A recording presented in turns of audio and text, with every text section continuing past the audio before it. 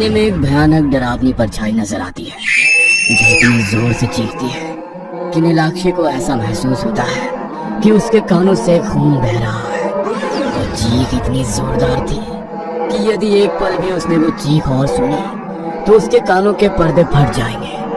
नीलाक्षी के मुंह से भी एक जोरदार चीख निकलती है और वो दोनों हाथ से अपने कान को ढक लेती है। Stop it! Divya, lights on कर। I quit. मुझे नहीं करना ये। जल्दी से बाहर निकल यहाँ से। मंदिर में दीपक जला, हनुमान चालीसा चला कर रख दे कमरे में। ये कहानी झूठ नहीं है। मैंने कुछ देखा, सुना, महसूस किया। मैं तुझे वर्ड्स में नहीं बता सकती यार, लेकिन कुछ तो था। मेरे अभी भी डर से रोंगटे खड़े हो रहे हैं। मैंने कुछ देखा। मैंने तो कुछ नहीं सुना। मैं भी तो वहाँ थी। डर तेरे दिमाग पर हावी हो गया है और कुछ नहीं। तू रिलैक्स कर। आज मेरे बेड पर ही सो जा। कल हम हनुमान मंदिर चलेंगे, तुझे अच्छा लगेगा। दिव्या ने अपनी तरफ से नीलाक्षी को संभालने की पूरी कोशिश की थी, लेकिन वाकई जो नीलाक्षी ने महसूस किया था उसे वो चाह कर भी भूल नहीं सकती थी। काफी देर तक घड़ी के कांटों को देखने के बाद अंत में नीलाक्षी और दिव्या दोनों को नींद आ गई थी और रात किसी तरह बीत गई थी। अगले दिन सुबह ही दोनों सहेलियां क्लास बंक करके सीधा हनुमान मंदिर जाती है और माथा टेकती है। मुझे बहुत घबराहट हो रही है यार। मैं पुजारी जी से अपने मन की बात कहना चाहती हूँ। नीलाक्षी पुजारी जी को पिछली रात हुई पूरी घटना के बारे में बताती है, जिसे सुनकर पुजारी जी भी थोड़ा परेशान हो जाते हैं। तुम्हारे जैसे बच्चे अक्सर दूसरी दुनिया के साथ उलझने का दुस्साहस करते हैं और फिर हनुमान जी की शरण में आकर ऐसा सोचते हैं कि सब सही हो जाएगा। देखो बेटा, इन अलौकिक शक्तियों के मार्ग में कभी नहीं आना चाहिए। यदि वो आपको परेशान करें, आपके रास्ते में रुकावट पैदा करें, उसका समाधान तो हनुमान जी के पास है। किंतु यदि किसी आत्मा को उसके लोक से खींच कर बुलाया जाए, उसमें हनुमान जी क्या मदद करेंगे? किसी शक्ति के मार्ग में आओगे तो वो शक्ति तुम्हें पराजित करने का प्रयास अवश्य ही करेगी। इसलिए मनुष्य को कभी अपनी सीमाओं को नहीं तोड़ना चाहिए। ईश्वर ने सभी के लिए अलग अलग लोग बनाए हैं, फिर तुम लोग क्यों मुसीबत को न्योता देते हो? आप ठीक कह रहे हैं। मुझसे भूल हो गई है बाबा। नीलाक्षी और दिव्या प्रसाद लेकर घर लौट आते हैं। पिछली रात जो कुछ भी हुआ था वो सोच सोच कर नीलाक्षी के मन पर डर हावी होने लगा था। पुजारी जी की बात सुनकर तो नीलाक्षी को पहले से भी ज्यादा डर लगने लगा था। सहेली के सामने चैलेंज पूरा करने की जिद में उसने शायद एक बहुत बड़ी मुसीबत को दावत दे दी थी। रात के 8 बजे का समय था। नीलाक्षी आंखें बंद करके अपने बिस्तर पर लेटी हुई थी। नीलाक्षी, 8 बज गए हैं। डिनर का टाइम हो गया। चल यार, डिनर करके आते हैं। मुझे भूख नहीं है यार, तुम चली जाओ। मेरा कुछ भी खाने को मन नहीं कर रहा। चल, तेरा मन नहीं है तो मैं भी नहीं जाऊंगी। दिव्या नीलाक्षी को नॉर्मल करने की काफी कोशिश कर रही थी। काफी देर तक वो नीलाक्षी के सर के ऊपर हाथ फेरती रहती है। तकरीबन आधे घंटे के बाद नीलाक्षी को नींद आ जाती है। रात के 9 बजे। नीलाक्षी तो सो रही है और शायद वो आज डिनर भी नहीं करेगी, लेकिन मुझे बहुत जोर से भूख लग रही है। समझ नहीं आ रहा करूँ तो क्या करूँ। अब तक तो मेस भी बंद हो गया होगा। ऐसा करती हूँ, नीचे जाकर मैगी खाकर आती हूँ। नीलाक्षी को कम्बल उड़ाकर दबे पांव दिव्या कमरे से बाहर निकलती है और मैगी खाने के लिए गर्ल्स हॉस्टल के बाहर बनी मैगी की टपरी पर जाकर खड़ी हो जाती है। बस 5 मिनट में जल्दी जल्दी खा लेती हूँ। नीलाक्षी की नींद टूट गई तो खुद को अकेला देखकर फिर से घबराने लगेगी। दूसरी ओर जैसे ही दिव्या कमरे से बाहर जाती है, नीलाक्षी को किसी बच्चे के रोने की आवाज सुनाई देने लगती है। वो आवाज इतनी तेज थी कि नीलाक्षी गहरी नींद में होने के बाद भी चौंक कर उठ जाती है। नीलाक्षी चारों तरफ देखती है। दिव्या का कहीं अता पता नहीं था और वो कमरे में बिल्कुल अकेली थी। कमरे में तो कोई नहीं है। फिर ये बच्चे के रोने की आवाज कहाँ से आ रही थी? जरूर मैंने कोई बुरा सपना देखा होगा। खुद को समझाकर नीलाक्षी वापस से बिस्तर पर लेट जाती है। कुछ ही पल बीते होंगे कि एक बार फिर उसे किसी बच्चे के खिलौने की खटखट सुनाई देती है। नीलाक्षी घबरा कर उठ जाती है। नीलाक्षी डरते हुए खिड़की के पास जाती है और खिड़की खोलकर नीचे झांकती है। आसपास कहीं कोई बच्चा दिखाई नहीं दे रहा था। नजरों को चारों ओर दौड़ाते हुए वो वापस अपने बेड के पास आती है। तभी उसे एक बार फिर बच्चे के रोने की आवाज सुनाई देती है। ये आवाज तो बाथरूम से आ रही है। नीलाक्षी जानती थी कि उसके साथ कुछ बहुत अजीब घट रहा है, जो सच होकर भी सच नहीं है। लेकिन फिर भी वो बाथरूम में जाकर देखने से खुद को रोक नहीं पाती है। नीलाक्षी कांपते हाथों से बाथरूम का दरवाजा खोलती है तो सामने उसे एक औरत उसके बच्चे को गोद में लेकर बैठे हुए नजर आती है। बच्चा जोर जोर से रो रहा था और औरत उसे चुप करा रही थी।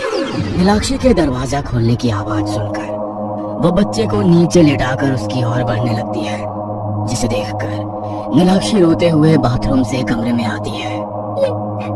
ये सच नहीं हो सकता। कोई है, प्लीज कोई मदद करो। Divya. Baby blue, I did nothing. I am saying this to you. Baby blue. उस औरत की डरावनी आवाज सुनकर अब तो नीलाक्षी को ऐसा लग रहा था जैसे उसका पूरा शरीर बर्फ की तरह जम गया हो। वो अपनी जगह से हिल भी नहीं पा रही थी। धीरे धीरे उसे अपने शरीर पर कुछ रेंगता हुआ सा महसूस होने लगा। घबराकर नीलाक्षी ने अपने पैरों की तरफ देखा तो वहां का नजारा देखकर उसके होश ही उड़ गए। वो भयानक सी शक्ल वाला बच्चा धीरे धीरे उसके पैरों से रेंगकर उसके शरीर पर चढ़ने की कोशिश कर रहा था। उसके लंबे लंबे जानवरों जैसे नाखून थे, जिसके कारण नीलाक्षी को काफी चुभन महसूस हो रही थी। नीलाक्षी वहां से भाग जाना चाहती थी, लेकिन कोई शक्ति थी जिसने उसे जकड़ रखा था। अचानक नीलाक्षी को बाथरूम में कांच के टूटने की जोरदार आवाज सुनाई देती है और उसी के साथ वो बिखरे बाल और भयानक चेहरे वाली औरत किसी तेजी के साथ उसके नजदीक आ जाती है। उसके हाथ में कांच का एक टुकड़ा था जो पहले से खून से लथपथ नजर आ रहा था। वो औरत कांच के उस टुकड़े से नीलाक्षी के चेहरे और गर्दन पर एक के बाद एक कई सारे वार करती है और फिर जोर जोर से हंसने लगती है। नीलाक्षी जमीन में खून से लथपथ होकर गिर चुकी थी और तभी डेजी और बेबी ब्लू वहां से गायब हो जाते हैं। कुछ देर के बाद दिव्या डिनर करने के बाद अपने रूम में आती है।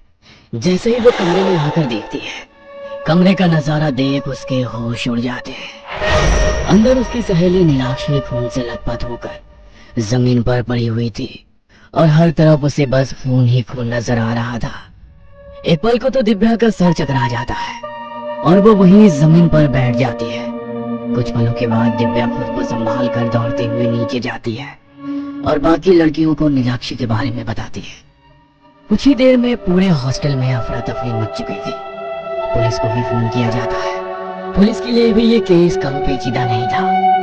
हॉस्टल में एंट्री गेट का कैमरा चेक करने पर पता चला कि कोई भी बाहरी आदमी अंदर नहीं आया है। जिस समय नीलाक्षी की मौत हुई थी, आप कहाँ थे?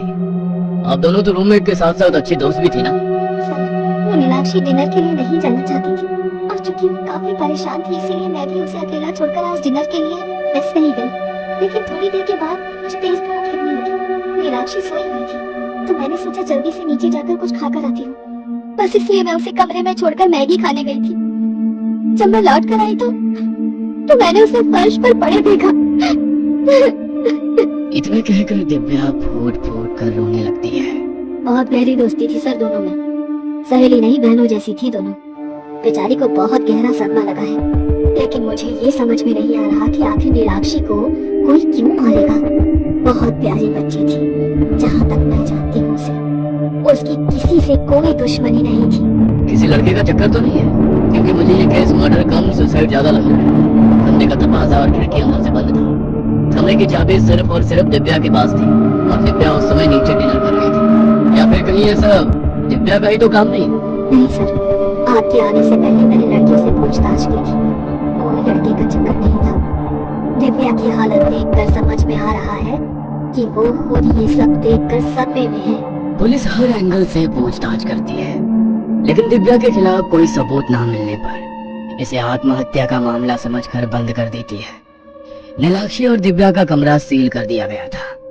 दिव्या भी इस घटना से काफी डर गई थी, इसलिए वापस अपने घर लौट गई थी। माँ, ये सब मेरे कारण ही हुआ है। मैं आपको सब कुछ बताना चाहती हूँ। पुलिस को नहीं बताया क्योंकि पुलिस इस पर भरोसा नहीं करती। बेटा, मैं तेरी बात पर भरोसा करूंगी। तू मुझे बता क्या हुआ था उस रात। माँ, ना मैं वो किताब पढ़ती ना ये सब होता। दिव्या बेबी ब्लू कहानी से शुरू करके नीलाक्षी और उसके आधी रात को अनुष्ठान करने तक की सारी कहानी सुना देती है। तेरे कहने का मतलब है नीलाक्षी को उस डेजी ब्लू ने मारा है? क्या वाकई ऐसा हो सकता है? बेटा, सच और झूठ का फैसला तो मैं नहीं कर सकती, लेकिन इतना कह सकती हूँ कि भगवान पर भरोसा रख। अगर शैतान है तो भगवान भी है, और भगवान की ताकत शैतान से कई गुना ज्यादा है। समझ गई ना? हाँ माँ, समझ गई। बस इसलिए उस मनहूस कमरे को छोड़कर यहाँ आई हूँ। अब मैं कभी लौट कर नहीं जाऊंगी, आपके पास ही रहूंगी। दिव्या माँ के सीने से लगकर लगातार रोती जा रही थी। माँ के साथ रहकर दिव्या थोड़ी संभलने लगी थी। उसे अपने घर लौटे हुए भी 3 दिन हो चुके थे। बेटा, 10 दिन में तेरे फाइनल ईयर के एग्जाम है। थोड़ा पढ़ाई करने की कोशिश कर, उससे तेरा ध्यान अपने आप उन चीजों से हट जाएगा। ठीक है माँ, मैं आज अपने कमरे में सोऊंगी। रात को पढ़ाई करने की आदत है मेरी। दिव्या किताबें खोलकर पढ़ने बैठ गई थी। धीरे धीरे घड़ी के कांटों ने रात के 12 बजाए और उसी के साथ दिव्या की आंखें नींद से भारी होने लगी। किताबों को एक तरफ रखकर दिव्या बिस्तर पर लेट जाती है। अभी दिव्या को लेटे हुए कुछ ही पल बीते होंगे कि उसे अपने पैरों में तेज दर्द महसूस होने लगता है। दर्द से चीखते हुए दिव्या कंबल उठाकर दूर फेंकती है तो देखती है कि एक बच्चा उसके पैरों को अपने बड़े बड़े खतरनाक नाखूनों से खुरच रहा है। बच्चे को देखकर दिव्या के मुंह से चीख निकल जाती है। कंबल फेंककर दिव्या बेड से नीचे उतरती है तो उसे किसी औरत की गुनगुनाने की आवाज सुनाई देने लगती है। Baby blue, baby blue, I did nothing. I'm saying this to you. Baby blue, I did nothing. I am saying this to you. गुनगुनाहट की आवाज लगातार दिव्या के नजदीक आती जा रही थी। अचानक से दिव्या को अपनी आंखों के सामने एक भयानक औरत नजर आने लगती है, जिसके बाल उसके चेहरे पर बिखरे हुए थे और वो बुरी तरह से खून से लथपथ दिखाई दे रही थी। देखो, मुझे मत मारो। मैंने तुम्हारा क्या बिगाड़ा है? मैंने तो तुम्हें बुलाया भी नहीं था। वो तो नीलाक्षी ने, और नीलाक्षी को तो तुम पहले ही मार चुकी हो। मुझे छोड़ दो, जाने दो मुझे। पुजारी जी ने कहा था कि तुम्हारी दुनिया हमसे अलग होती है। तुम अपनी दुनिया में लौट जाओ। मैं मानती हूँ हमसे गलती हुई जो हमने तुम्हें इस दुनिया में बुलाया। Baby blue, I know the things she did to you. यही कहा था ना तुमने? औरत के इतना कहते बाथरूम में लगा शीशा टूटकर जमीन में बिखर जाता है और उसके टुकड़े उड़ते हुए डेजी की ओर आने लगते हैं। डेजी एक टुकड़ा अपने हाथ में पकड़कर बाकी के टुकड़े दिव्या की ओर कर देती है। कांच के टुकड़े आकर दिव्या से टकराते हैं, जिनसे बचने की वो काफी कोशिश करती है। फिर भी कुछ टुकड़े उसके शरीर में धंस जाते हैं और उसके शरीर से खून बहने लगता है। डेजी कांच का टुकड़ा हाथों में पकड़े उसकी ओर बढ़ने लगती है। मैं जानती हूँ तुमने अपने बच्चे को कुछ भी नहीं किया था। तुम तो अपने बच्चे से बहुत प्यार करती थी। तुम्हें शायद किसी नेगेटिव एनर्जी ने पोजेस कर लिया था। तुमने तो खुद अपने बच्चे के गम में खुद की जान ले ली थी। I know you did nothing to him. I know you did nothing. Divya के इतना कहते ही कांच लेकर उसकी ओर बढ़ रही डेजी ब्लू अचानक से ठहर जाती है और दोनों हाथों से अपना सर पकड़कर बुरी तरह से फूट फूट कर रोने लगती है। अचानक दिव्या को किसी बच्चे के रोने की आवाज सुनाई देने लगती है। दिव्या देखती है कि एक नन्हा सा बच्चा डेजी के पास ही जमीन पर लेटा हुआ रो रहा है। डेजी अपने बच्चे को गोद में उठाती है और सीने से लगाकर प्यार करने लगती है। कुछ ही देर में बच्चा और डेजी दोनों शांत हो चुके थे और एक दूसरे को देखकर मुस्कुरा रहे थे। डेजी ब्लू अपने बच्चे को लेकर कमरे में लगे बड़े से आईने की ओर जाती है और कमरे से भाग जाती है। दिव्या को अभी भी अपनी किस्मत और आंखों पर यकीन नहीं हो रहा था। डेजी और बेबी ब्लू दोनों वहां से जा चुके थे। शायद दिव्या की खुशनसीबी थी या उसका भगवान के ऊपर अटूट विश्वास कि मौत को सामने देखकर भी दिव्या जीवित बच गई थी। ये कहानी आपको अच्छी लगी हो तो हमें सब्सक्राइब करें, हमारा इंस्टाग्राम और फेसबुक पेज जरूर फॉलो करें। और हाँ दोस्तों, सब्सक्राइब करना भूलना मत।